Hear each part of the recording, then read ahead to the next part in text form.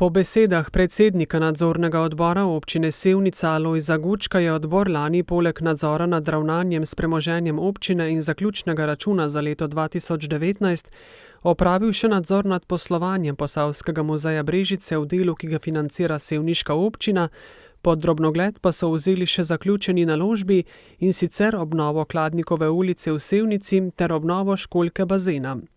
Pri prvih 3 nadzorih odbor ni ugotovil nepravilnosti, pri obnovi Kladnikove ulice in školjke bazena pa so precej poudarka namenili tako imenovanim in-house naročilom, ki se jih je občina poslužila, tako Guček, predvsem pri oddaji poslov s svojim javnim podjetjem. Glede tega so podali kar nekaj mnenj.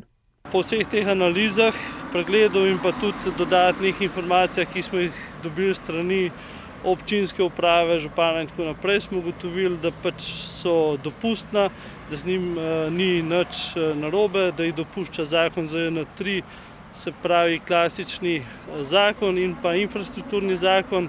Nadzorni odbor se je v letu 2020 sestal na 6 sejah, pri čemer je za izvedbo programa dela porabil slabih 3500 evrov, od tega približno 2540 za sejnine, slabih 930 evrov pa za plačilo opravljenih nadzorov, kar je precej manj kot je načrt za letos.